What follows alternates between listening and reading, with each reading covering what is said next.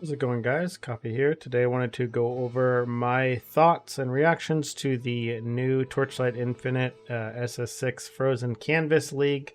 So far from what I'm seeing, it looks like it's going to be a great league with a lot of new changes, as they really like to do with this. And first thing we are going to be looking at here is the new season mechanic itself, which is the Frozen Canvas. For this, it looks like it's going to be a little bit of a maybe Halls of Eterna mixed with maybe a like synthesis if you played any Path of Exile, where you are going to be collecting these pieces of snow paper in order to build a map or a canvas that as once you complete it, you will actually be able to enter it as a NetherRealm stage, as you can see here. So you get to choose kind of what type of things you want to have in your map. So you may have, bigger challenges and better rewards based off of what you put inside of this in order to complete these cells or to complete the map. And as you can see here, it does just form a NetherRealm stage where you'll go in and you'll clear the monsters in order to get yourself various amounts of loot based off of, the pieces of snow paper you had in there.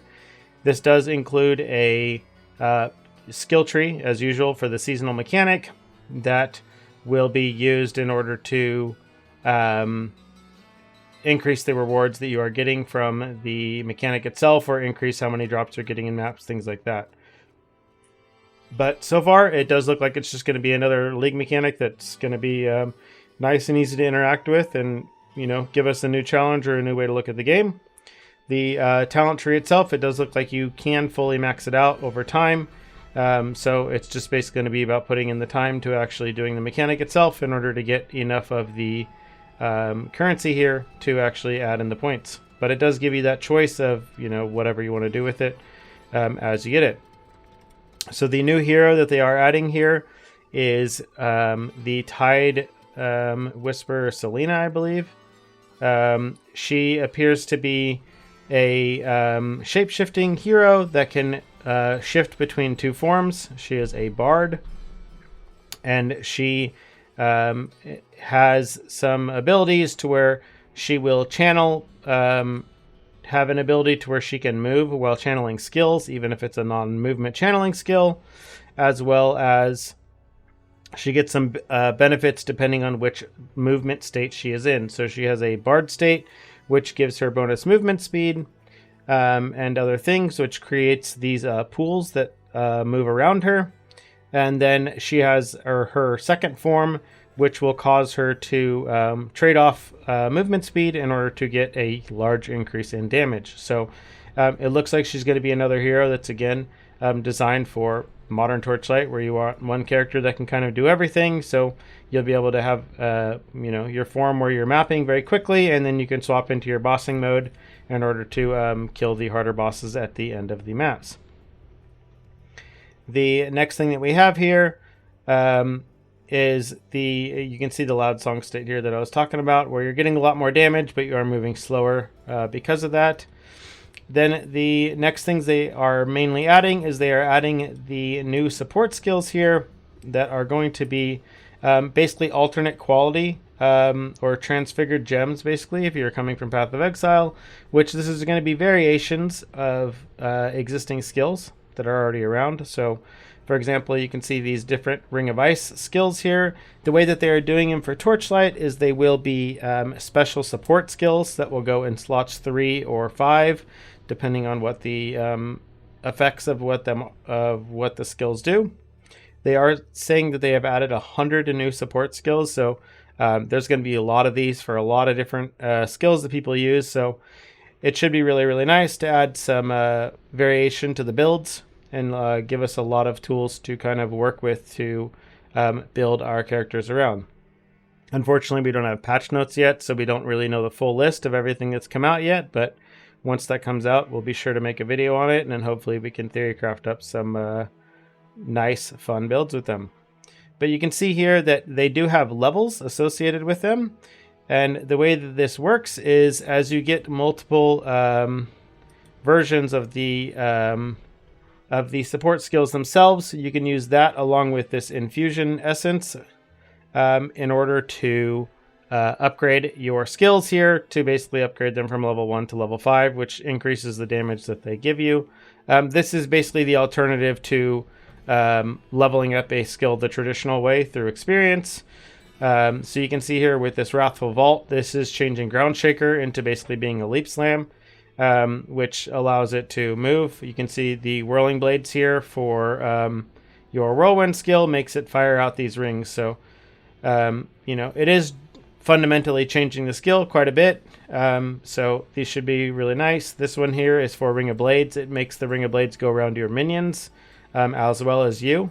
So you can see the amount of blades you're getting on the screen is vastly more than what you normally have. So these are the essences that I was talking about, where you, in order to level these up, you have to basically combine multiple copies of the same support with this essence here in order to level them up. Obviously, as the higher levels come, it's probably going to require more and more of these in order to get there. But so far, that looks like it's going to actually be really, really big and should be really, really good for builds. The core gameplay changes that they are making, they have made some adjustments to the Nether Realm to where there is no longer a time mark 8-3 and 8-4. It has been changed to where it is now just going to be time mark 8 and then like 8-1, 8-2, and then they have deep space and they have a profound time mark 8, which is kind of an interim between time mark 8 and deep space. So time mark 8 and profound time mark 8 both use the same beacons. One of them is just, significantly harder with some extra rewards on top. They are trying to lower a lot of the, they have removed a lot of the mods or affixes rather, and a lot of the outlier things. So in order to basically help ensure that there isn't such a drastic difference between each individual hero in regards to the total damage output that they're actually capable of getting. So they've worked on a lot of the edge cases. They've removed snapshotting, things like that, which was creating, builds that were doing 50 trillion DPS. So by removing that, everything's going to be a little bit more online.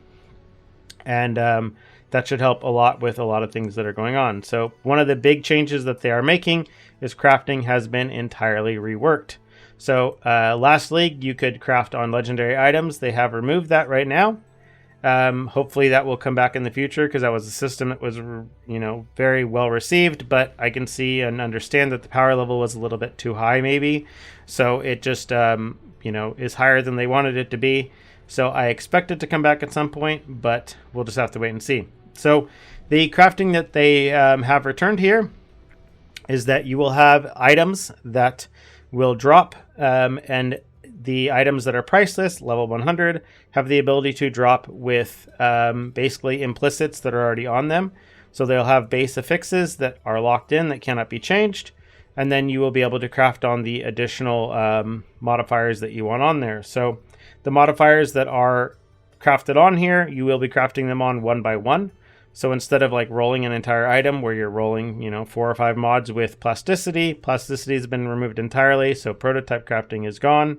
But so basically you'll be getting items here, and you'll want an item that starts off with, hopefully a couple mods that you already want. So you're not having to use essences as often, because as you can see here, depending on whether it's basic, advanced affix or an ultimate affix, these are using different embers, as well as they do have a cost associated for every single click. So this can get expensive very, very quickly. So you're going to want to start with a base that already has a couple of tier 1s for what you're using. Then they did add a new fossil as well to upgrade mods from tier 1 to tier 0. We don't know how these are going to work yet. I don't know if they're going to work like ultimate embers right now, where it's going to remove a random mod. So we're just going to have to wait and see. But embers are fully back now. So there's 3 different types of embers here on top of... I wonder if, I guess maybe the resistance ember is gone now as well. Oh no, it looks like it's probably still there. For rerolling resistances, they're just under this one and you can't really see them right now. But you can see here, ultimate embers, advanced embers, and then basic embers here are going to be used for different mod pools. So different things can roll depending on what which ember you are using. You can see here that the tiers can roll. It'll let you know if you can roll up to tier 1 based off of what you have, because the lower level items are going to have max tiers available for them, and they will have different costs associated with them, I'm sure, as well. So items that are under level 100 will probably be rollable with Flame Sand instead of FE. So, there's going to be a good setup for that. They have added an affix list inside of the game, so you can actually see every affix that is around, as well as where to find them.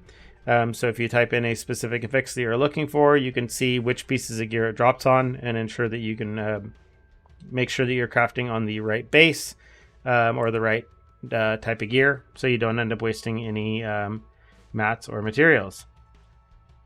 You can see here when it comes to certain items, the lower level the item is, the less number of affixes it can possibly have. So you can see here a lower level item can have only 4 mods on it, versus a level 100 can have up to 6. They have made some adjustments to where you can now corrode non-legendary gear again. So this will allow you to corrupt your rare items in order to convert mods either from tier 1 to tier 0, or from tier 0 to a tier 0 plus.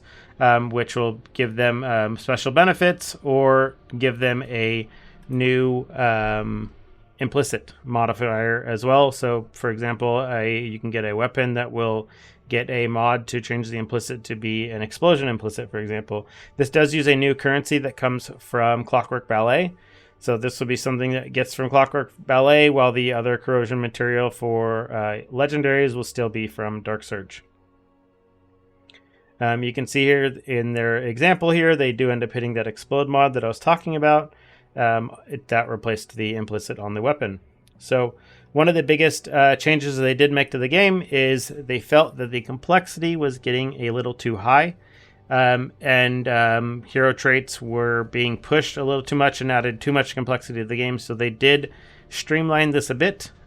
For people. So you can see here now, instead of the 4 total choices that you're having to make, right, because you had 5 hero traits and most of them were doubled, you only have a couple of choices here to make on your trait that you unlock at 25, and then your trait that you unlock at 75. You will make the decisions on which one you're using. The rest of them will just be, again, the one at 50 is still locked in. It just says a single choice. So these have been streamlined, and they have removed hero relics. So hero relics have been removed, and they have basically simplified the hero memories a bit to remove a lot of the confusing modifiers from them and changed things a bit. The balance for this is that these memories now have upgradable levels.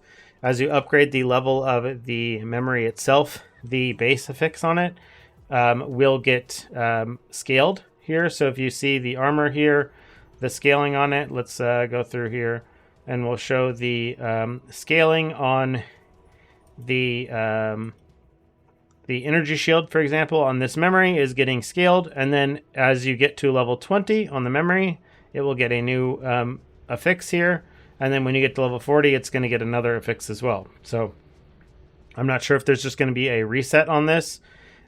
Similar to the system like for masterworking from Diablo 4, it appears to be. I presume that's what this little reset button here is in order to reset it to get a different random affix. So these memory fragments are going to be very heavily used. I think they were talking about these come from recycling memories, basically of the same type.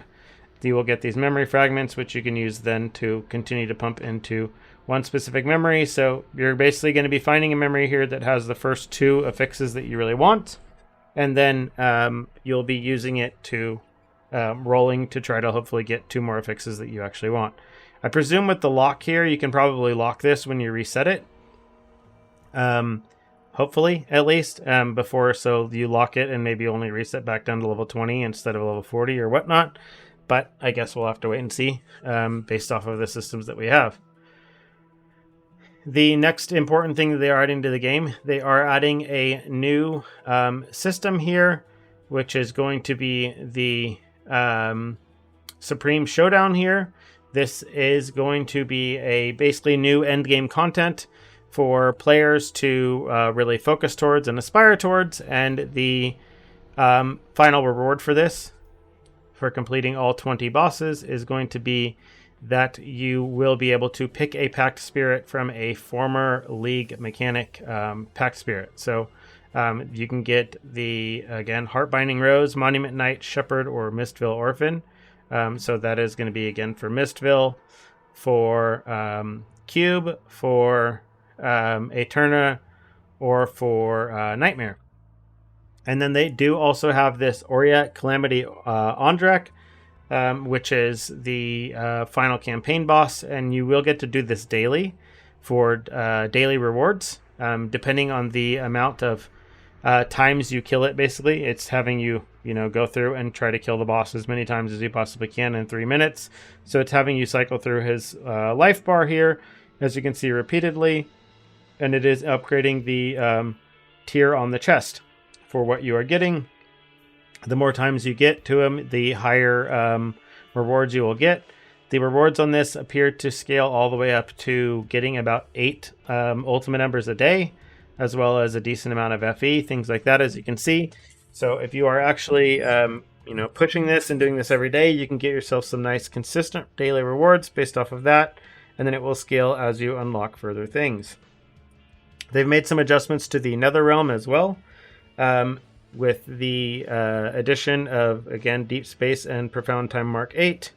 They have made some adjustments to the monsters in the Nether realm. So melee monsters hit a little bit harder, and they're trying to ensure that people are actually a little bit more focused on survivability now, as well as just instead of just offense, because they want people to have more balanced characters. So expect to have to build a little bit more defense, but we'll have to see how much defense is actually required, but it's nice they are trying to go with a different approach.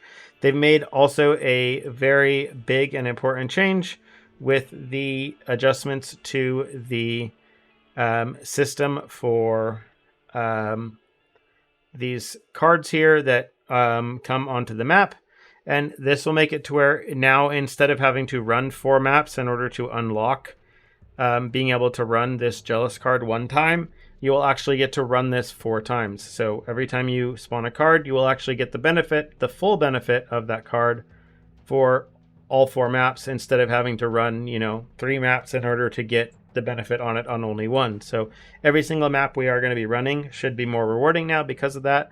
And it does make the card choices that we are adding to this deck, to the Chaos cards, be a lot more impactful. So because of that, a lot of the cards that are specifically related to League mechanics have been moved to the constellations for those League mechanics. So you won't see the card for Clockwork Ballet, for example, or the cards for God of Might, God of War, things like that, without actually taking the points for that tree. Because realistically, if you aren't running the God of War tree, for example, you're most likely not going to want to click on any of the Chaos cards here for the God of War, because you don't have any points related to it, so you're not actually going to get any benefit out of that. So they're trying to make it to where the cards you are seeing are cards you're going to want to click on, and you're going to be happy to basically run these maps instead of feeling like you're having to waste 4 maps, just to get through the card and move on to the next map.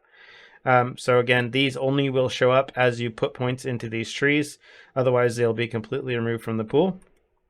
They made some other big changes to the constellation trees here with the adjustments to, they've added or made some adjustments to the way the legendary gear talent constellation works. They've added a node here that adds basically a treasure goblin to your maps, or has a small chance to add a treasure goblin to your maps that drops rarer legendary gear. And they have also adjusted how item rarity works in the game. So rarity now affects the rarity of legendary items that drop. So the more rarity you have, the increased chance you have at getting the higher tier legendary items, rather than it just affecting the level of the mods. They've also made some adjustments to basically the trees for every single different league mechanic, as well as added in a full tree for Clockwork has been moved to the full tree itself. And then they've made a new compass talent tree that is specifically for compasses, so you can target farm specific compasses. If you want to target farm specific compass types, you can do that. They have added every league mechanic as compasses as before. And then they've added some new points here that you can use for your like major talent constellation unlock choices here. Some of the other big ones that they have done, they have added a ton of quality of life adjustments. With that, they have actually made some full revamps to the path of progression. This will reset every single league and have a more gradual process with consistent rewards all the way throughout, through each phase. So this should help, grind or unlock rather pack spirits, things like that, as well as just get you currency to help you get your character off the ground through specific phases of this.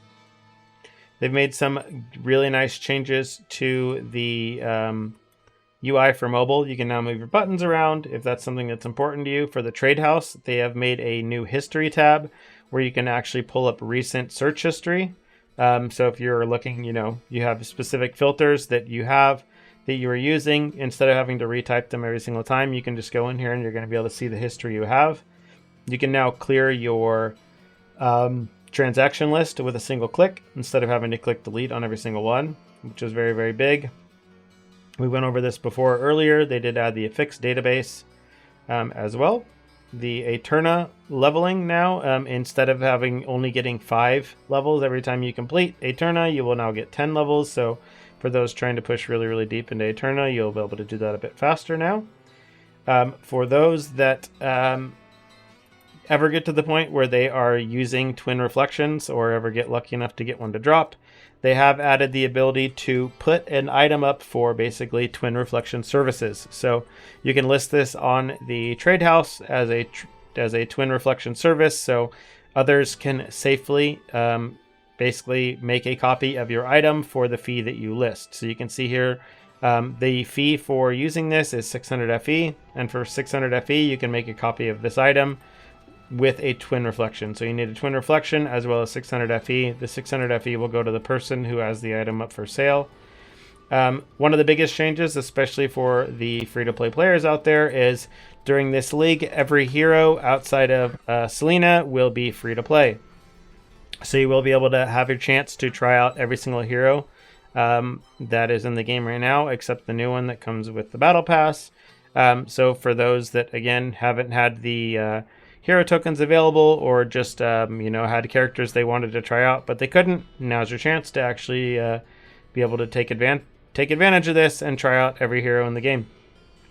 They've made some really nice changes to the season pass as well. They've lowered the total number of levels on it down to 50, and the most important change that they have made is the quests now. There's no longer daily quests, and all quest tiers unlock immediately on day 1. So instead of requiring you to come back on week 5 or week 6 in order to do these and unlock further tiers, they just all unlock on day 1. So you can just play the game as you wish, get yourself all the way through it, and then get some good rewards from that. They've made some adjustments to the Hunters Fund as well. I'm not really sure about this. It's not something I personally use, but I believe this used to just be like a daily amount of primo if you purchase this, and they've made it to where you get benefits basically based off of the things you are doing in the game. So it doesn't require you to just like log in every day. Instead, it just requires you to just play the game. So that should be better. They've added a couple new pack spirits as usual, one for the league mechanic and one for the new hero. And then they've made some basically new skins, things like that. So yeah, all in all, I'm really looking forward to it. It's going to be really, really interesting to see how things really work out with all the new changes. I do know they're trying to make sure that people are doing a bit less damage than they were doing before, and that heroes in general are just a lot closer to each other in damage. So it's going to be interesting to try out things with the new builds. As always, anything I learn, I'll be getting it posted here. So if you have any questions, leave them in the comments down below. And other than that, see you in the next one.